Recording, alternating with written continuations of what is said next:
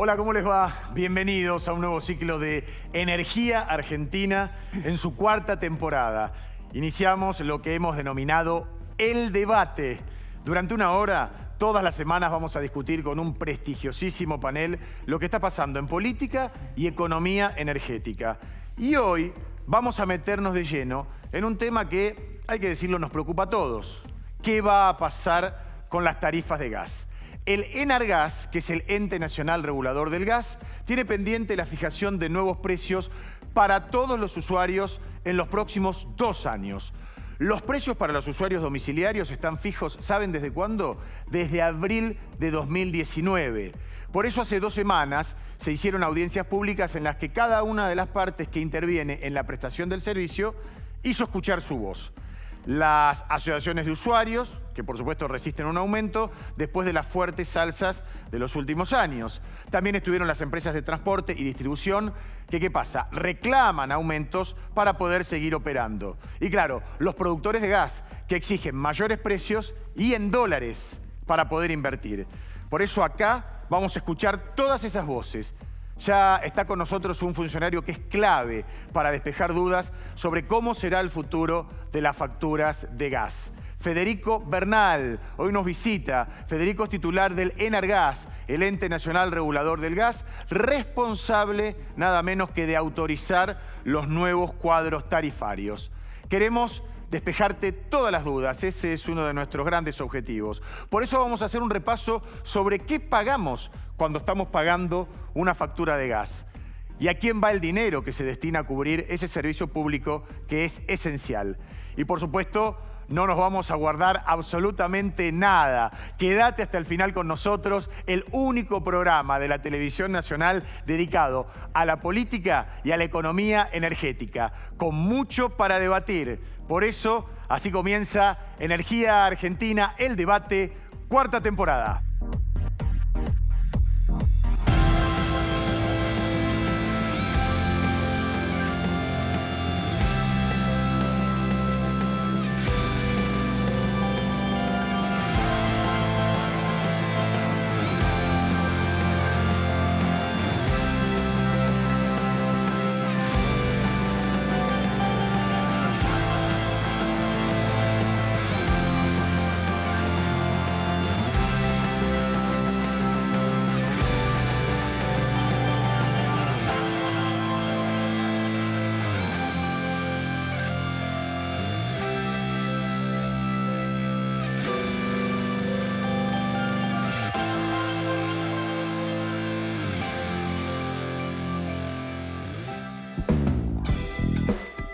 Bueno, cuántas cosas para discutir y empezar a debatir con nuestro prestigioso panel. Pero antes quiero decirles que auspicia este segmento Tecpetrol, la energía nos conecta.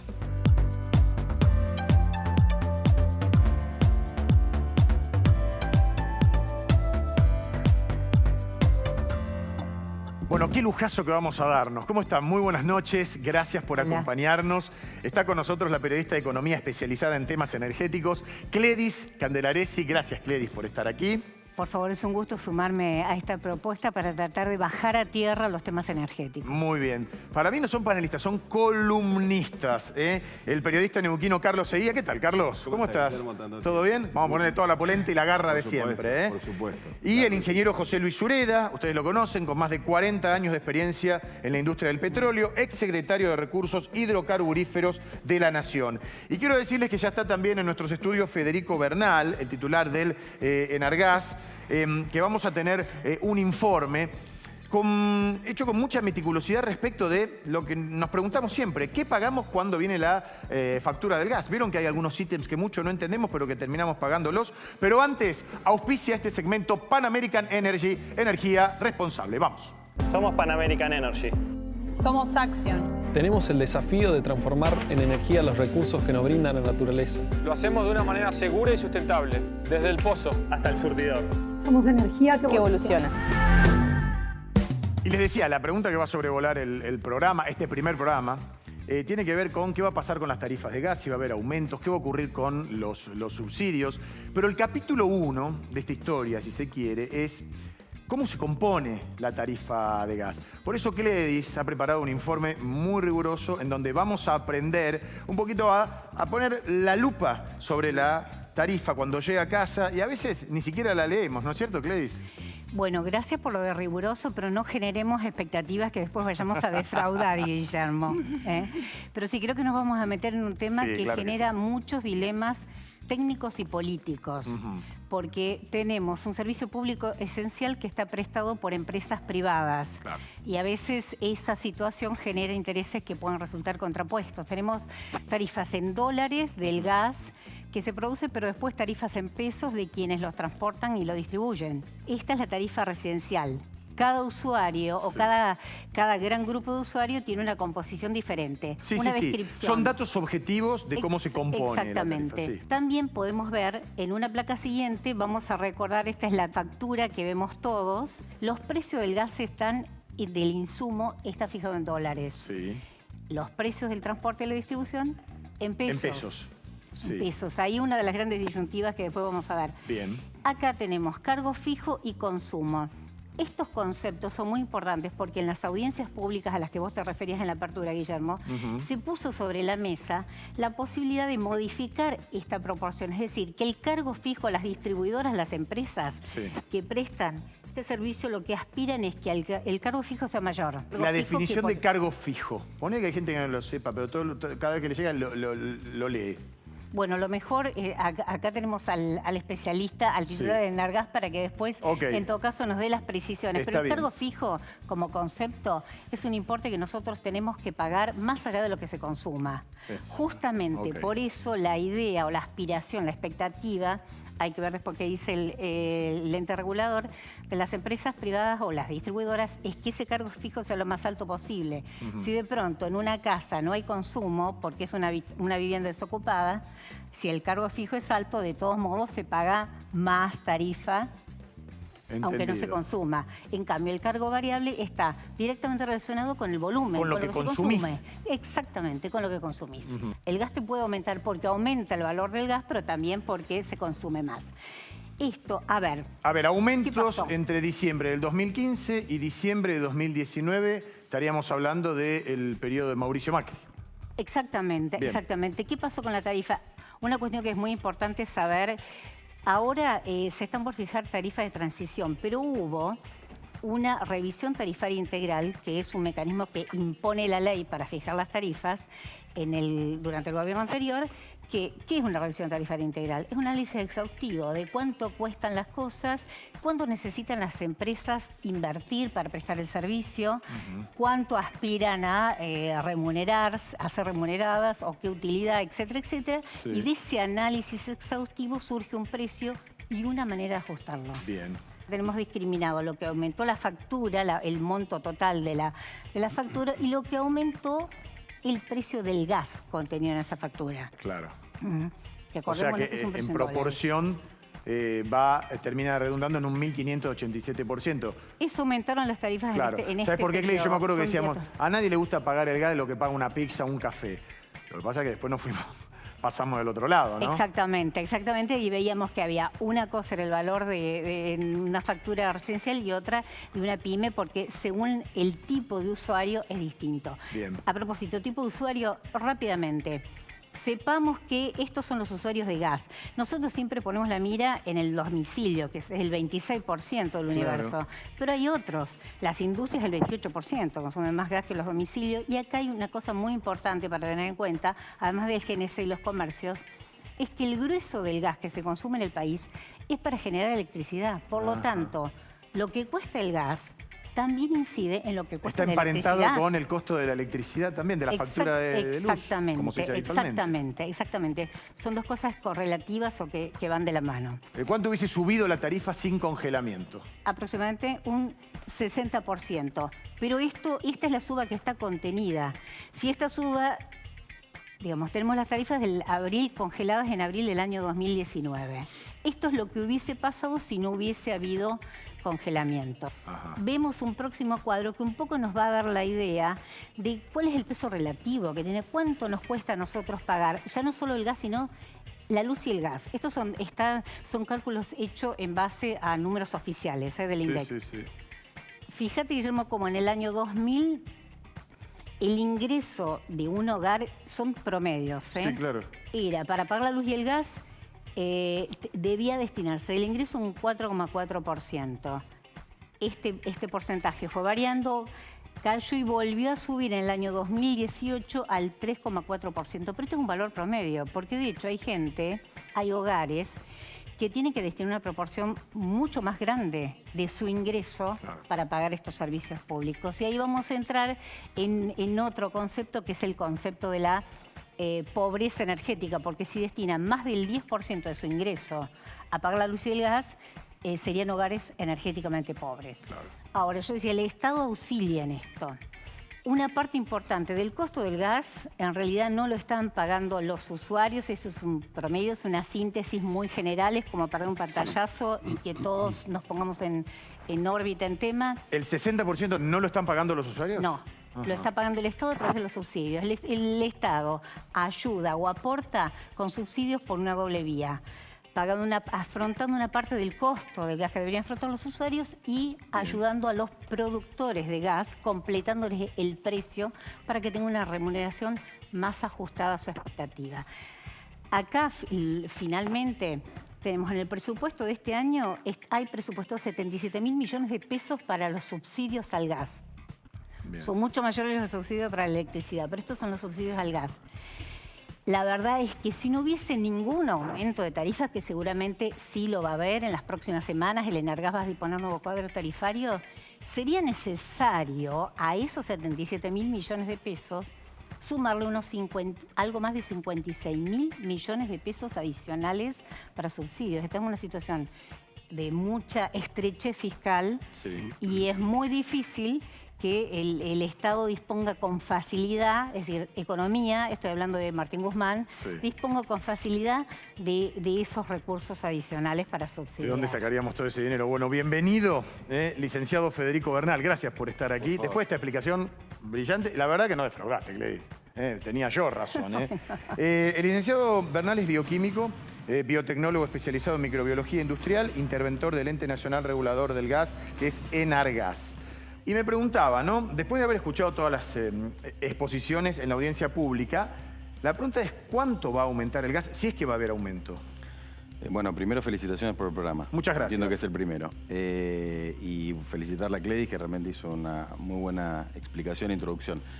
Bueno, ¿cuánto van a aumentar? Está por decidirse, puesto que para eso se realizan las audiencias públicas, donde se sopesan las dos partes, que por un lado la presentación de las empresas y lo que han transmitido la ciudadanía, asociaciones de defensa de usuarios y consumidores. Entonces nosotros estamos ahora en ese proceso de sopesar, de analizar las ponencias y en función de eso y en función de lo que nos pidió el presidente de la Nación, que es regularizar y normalizar el sector energético.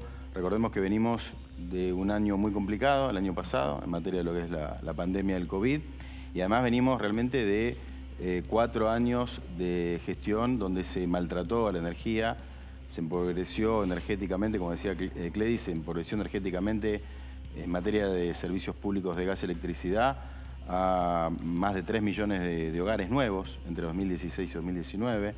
Se sumió la indigencia energética, porque pobreza energética es cuando los servicios públicos te absorben más del 10% de los ingresos, por ejemplo, de un hogar. Indigencia es cuando te absorben más del 20%. Bueno, ¿y hay mucha gente en ese entraron en la indigencia energética entre 2016 y 2019 casi 1,5 millones de hogares. Eso hay que multiplicarlo por 3 para calcular aproximadamente las personas afectadas. Y luego, bueno, Gladys mencionaba también los incrementos exponenciales que se recibieron en materia del servicio público de gas, y si querés después explico la contraparte de esos incrementos, porque acá no se trata de estar en contra de incrementos, sino que lo que se incrementa después tenga un correlato en el servicio público. Y tratar siempre el servicio público, como nos pide tratarlo el presidente de la Nación, que es como derecho social, garantía de derechos humanos, porque así figura en nuestra Constitución Nacional y en los tratados internacionales de derechos humanos de jerarquía constitucional. Claro. ¿Estás como para que podamos abrir con José Luis, con Carlos? Por supuesto. Para, a partir de los conceptos que vos vertés, ver si alguno de ustedes quiere hacer alguna acotación al respecto. Carlos, José Luis, bueno, Cleis obviamente también. ¿Cómo le va, Federico? ¿Qué tal? Buenas noches. Yo me preguntaba, cuando usted decía eso, digo, cuando Clery muy bien explicaba el tema del subsidio, digo, cuando decimos lo paga el Estado somos todos. O sea que si mañana tuviéramos que seguir subsidiando la tarifa, evidentemente el Estado quebraría, porque no hay manera de seguir subsidiando nada. O sea que en algún momento van a tener que sincerar el tema de las tarifas. Es lo que están tratando de hacer. Ahora, digo, me parece a mí que de alguna manera van a tener que, no sé, va a entrar más gente que no va a poder pagar la tarifa de gas, y va a haber más gente que va a caer en la pobreza, como usted recién lo contaba, porque evidentemente los sueldos hoy siguen siendo, si no más bajos que en la época anterior, iguales. Bueno, planteaste muchísimas cuestiones. A ver si empiezo a responderte algunas. En primer lugar, en algún momento de la historia contemporánea en la Argentina y en el mundo se escindió a la energía de otros derechos sociales. Yo entiendo la preocupación por los subsidios en materia energética, pero te pregunto, ¿estás igualmente preocupado por los subsidios en materia de educación pública, en materia de educación en general, en materia de salud? Porque entonces hay que analizar todo. Todos los subsidios para la energía a la luz de lo que son subsidios para otros derechos sociales. Y en el caso energético estamos hablando además de un derecho social que garantiza otros derechos humanos. Sin energía no se puede alimentar, sin energía no puede haber una vivienda adecuada, sin energía no puede calefaccionarse un hogar. Hay zonas que vos conocés muy bien, de Neuquén, de la Patagonia, que el servicio público tiene que ver con una cuestión más de calidad de vida, que de supervivencia, que de calidad de vida. Entonces, cuando se habla de subsidiar la energía, como subsidiar la educación, como subsidiar la salud o la previsión social, hay que tener mucho cuidado, porque no hay que ir a un análisis muy economicista o de tipo fiscal, sino que hay que contemplar la energía precisamente como lo que es, un derecho social, porque así está consagrado en la Constitución Nacional. Yo no estoy en el Ente Nacional Regulador del Gas para decir cuánto se tiene que subsidiar o no. Eso no es mi competencia. Yo estoy en el Ente Nacional Regulador del Gas para proteger los derechos de los usuarios y las usuarias. Sí, perdón. Más allá de la categoría de derecho que tenga el acceso a un servicio público, estoy pensando, el Enargas va a fijar nuevos cuadros tarifarios. Si bien no puedes anticiparnos cuál es el porcentaje de aumento, que es lo que todos queremos saber, sí supongo que puede haber una pauta para cuáles van a ser los ajustes hasta la próxima revisión tarifaria integral. Es decir, cuál va a ser el parámetro, la vara, para que después que haya un nuevo valor se aumenten las tarifas. Bien, ahora yo calculo que en las próximas 2 semanas vamos a estar publicando los cuadros tarifarios, en realidad un poquito más. Van a entrar a regir, para ser más precisos, fines de abril y 1 de mayo, los nuevos cuadros tarifarios de transición. Lo que sí va a suceder en las próximas 2 semanas es, terminar con los análisis de lo que sucedió en la audiencia pública. Nosotros esperamos o creemos que lo que se va a terminar de decidir va a rondar, porque además eso nos pidió el presidente, en materia de servicio público de gas, un aumento para lo que resta del año. Eso, el margen, o sea, el porcentaje es algo que todavía no está decidido. Eso no está decidido porque si yo ahora dijera algún número, estaría prejuzgando, y todavía se está evaluando lo que fue transmitido en las audiencias. ¿Y a partir de enero? Porque vos decís, la nueva tarifa va a regir hasta diciembre. ¿Y qué va a pasar? Fines de este año va a haber un recálculo que va a contemplar, la situación que se proyecta para sería 2022. Se va a trabajar con las empresas en los últimos meses de este año y se va a fijar cuál va a ser el margen de incremento. Lo que acá nos pidió el presidente es regularizar el sector, es decir, el congelamiento en principio va a terminar. Digo principio porque también eso forma parte de lo que se decida, pero lo que nos pidió es regularizarlo, que termine el congelamiento, descongelar. Un congelamiento que hay que recordar se inició durante la gestión de Mauricio Macri. O sea, Mauricio Macri congeló su tarifa. Y la congeló porque la gente no la podía pagar, básicamente. Como dijo el presidente en su discurso el 1 de marzo, se le llevó a millones de familias a tener que decidir entre alimentarse o calefaccionarse. Esa pesadilla Esa pesadilla se terminó. La pesadilla del caos tarifario de la gestión anterior se terminó. ¿Y qué pasa con las empresas que han hecho una presentación fundada de cuánto necesitan de aumento y se les dice no, o si el aumento está muy por debajo de las expectativas de la empresa? ¿Existe la posibilidad de que el Estado las ayude, que llegue a auxiliar a alguna de las distribuidoras, por ejemplo, que está en situación crítica, para cubrir sus costos operativos y que pague sus sueldos? El servicio público, que es lo que mi función en el Ente Nacional Regulador del Gas, el servicio público no puede discontinuarse. Tiene que prestarse en condiciones de seguridad, condiciones lo que llamamos nosotros normales de seguridad y confiabilidad. Y las empresas lo tienen muy en claro. Eso, o sea, discontinuarse el servicio público o que deje de prestarse o no garantice confiabilidad y seguridad, eso no va a ocurrir. Los aumentos que se den en los márgenes de transporte y distribución van a estar en sintonía y van a respetar ese principio, digamos, fundamental de lo que es el servicio público en la República Argentina. Federico, en el contexto que vivimos de la pandemia, bolsillos flacos, gente que tuvo que cerrar sus comercios, etcétera, el que no puede, ¿qué pasa con el que no puede pagar? ¿No se le corta, no, el servicio? No, claro, se va a trabajar y ahí las distribuidoras están trabajando muy bien con el ente para que eso no ocurra, para que no haya cortes, para que no suceda lo que sucedió entre 2016 y 2019. Mirá, Guillermo, en 2019 de cada 10 hogares, 4 terminaron endeudados. Ajá. La deuda total del sector residencial creció un 1.300% entre 2015 y 2019. De cada 10 pymes, 5 terminaron endeudadas. La deuda total del sector pyme entre 2015 y 2019 creció un 4.000%. Y con las entidades de bien público, que son comederos, merenderos, entidades religiosas, clubes de barrio, de cada 10, 3 terminaron endeudadas y la deuda total de este sector, entidad de bien público, creció un 6.000%. Eso además hizo insostenible el servicio público, porque lo que pasó, el hecho más grave, inclusive que afectó a las distribuidoras también en los últimos años, producto de la dolarización, Cleis hablaba también de lo que fue la dolarización del precio del gas, que además se trasladó a tarifa y que fue producto de una denuncia, o sea, eso yo lo denuncié, estuvo implícito de una denuncia que efectué el año pasado. El servicio público en sí mismo se hizo insostenible y afectó hasta la propia ganancia y rentabilidad de las empresas. Puso en jaque el servicio público. Por eso que los cortes inclusive aumentaron, el corte del suministro, un 70% entre 2016 y 2019. Entonces, ese sistema tarifario, reitero, Macri congeló su propia tarifa. Eso es lo que nosotros revisamos, auditamos, eso nos pidió el presidente de la Nación, por eso se intervinieron los entes, los resultados nosotros los elevamos al Poder Ejecutivo y el Poder Ejecutivo decidió, el presidente de la Nación, en diciembre del año pasado, decidió iniciar un proceso de renegociación, o sea, ir hacia un nuevo esquema tarifario, que nos va a llevar aproximadamente 2 años para poder tener una nueva tarifa que la gente pueda pagar, que sean justas y razonables, que toda la cadena que mencionaba Cleis, productoras, distribuidoras y transportistas, tengan ganancias justas y razonables, pero la ciudadanía pueda pagar el servicio público. Claro.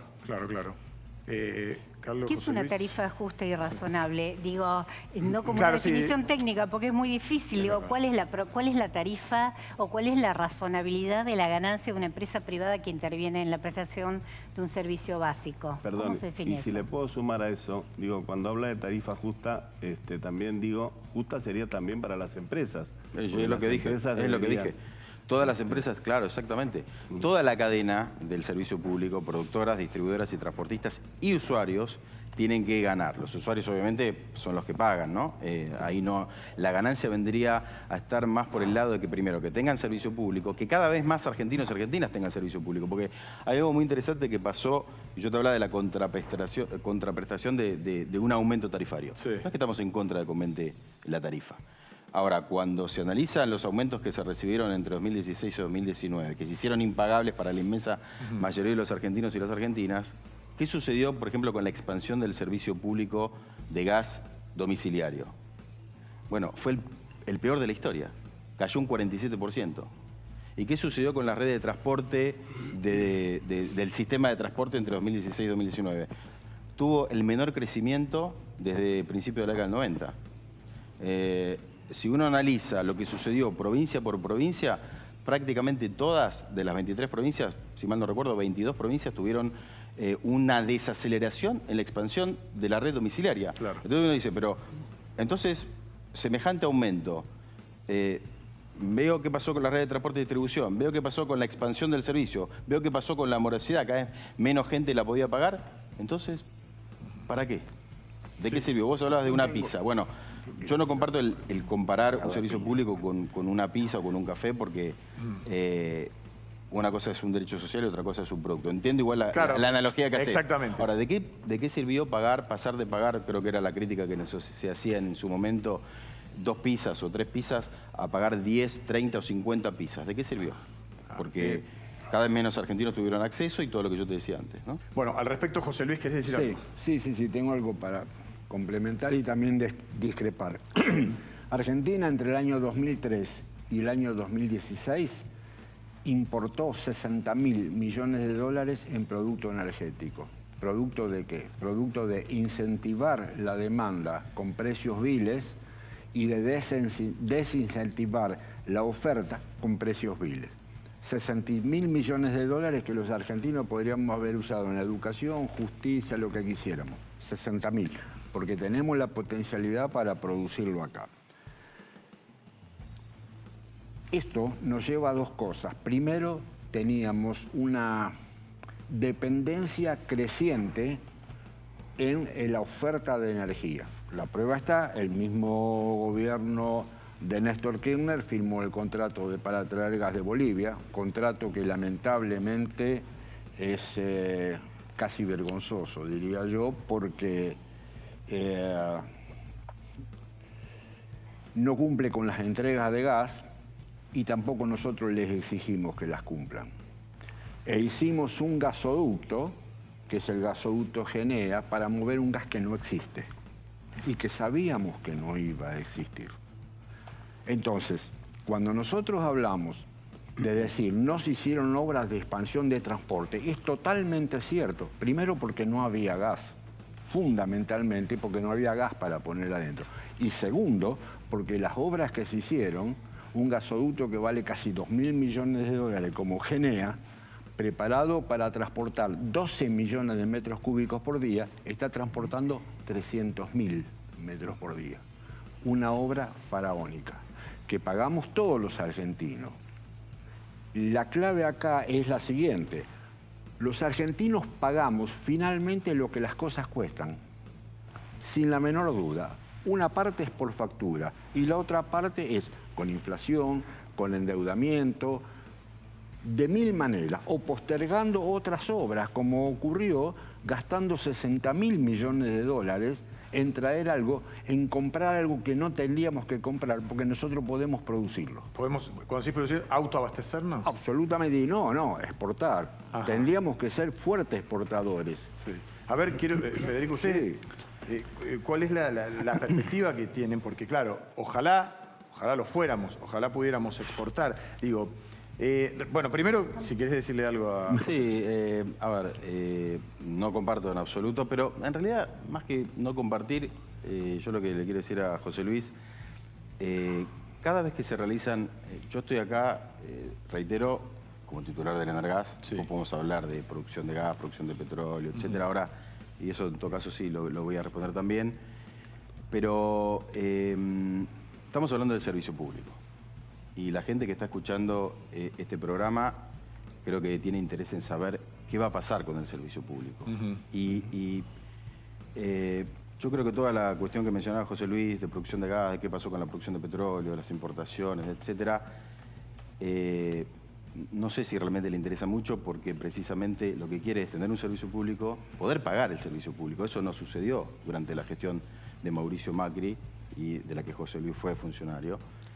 Recuerdo además que en el primer año de gestión de José Luis, que fue subsecretario de Hidrocarburos, la producción de petróleo cayó 4%. Y la producción de gas que aumentó aproximadamente 4% o un poquito más en 2016, creció gracias en su totalidad a un reservorio que era heredado de la gestión anterior, Vega Playa, en la cuenca austral. Ahora, ¿qué es lo que brilla por su ausencia en análisis como el que acaba de decir José Luis, el ser humano. El ser humano. Y cuando hablamos de servicio público, hay que poner el eje en el ser humano. ¿Qué pasó entre 2013 y 2015 que José Luis Sureda no menciona? El servicio público creció como nunca en su historia. Se incorporaron entre 2008 y 2011 casi 780.000 nuevos usuarios al servicio público de gas por redes. Entre 2012 y 2015 crecieron en casi 600, se incorporaron 600.000 nuevos usuarios. Y que nunca habían tenido la posibilidad Exactamente. Y durante la gestión de Mauricio Macri, 411.000 se incorporaron, de la que José Luis Sureda fue funcionario.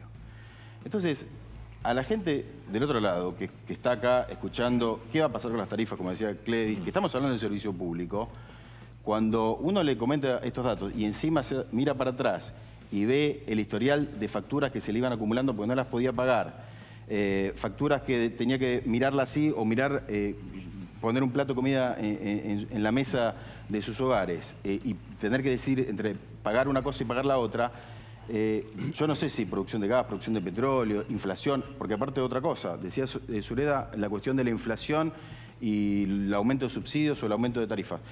Durante la gestión de Macri hubo hiperinflación, crecía 40, 50% y las tarifas también seguían creciendo. Entonces... Sí. Está bueno esto que planteas, te quedas, ¿no? Tenemos que hacer la pausa. Me quedo, por supuesto. Entre lo humano, ¿no? El humanismo del tema del servicio, frente a... Tenemos que aumentar porque estamos recontra atrasados con las tarifas y así no hay país que aguante. Digo, ¿se puede trazar una diagonal para que podamos ir a tarifas accesibles y que el país siga creciendo, que la pyme siga creciendo? Ahora me lo vas a contestar, porque también está el ingeniero industrial Jorge Niemetz, en instante vamos a estar hablando con él. Tenemos un informe de lo que pasó con los 226 oradores, que es la tarifa de transición. Bueno, todo eso aquí en El Debate. No se vayan.